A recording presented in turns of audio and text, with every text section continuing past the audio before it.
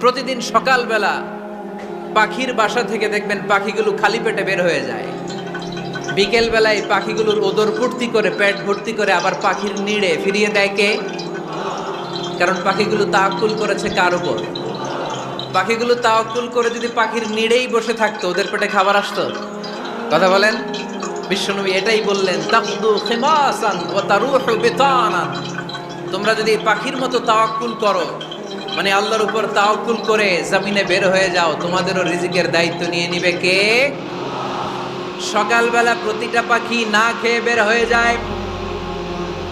একটা পাখির পেটের ভেতরে কোনো দানা পানি নাই, কিন্তু আল্লাহর উপর তাওয়াক্কুল করে পাখিগুলো যখন বের হয়ে যায়, বিকেলবেলা পেট ভর্তি করে, ওদর ভর্তি করে আবার পাখির নিরে পাখিগুলোরে ফিরিয়ে দেয় কে?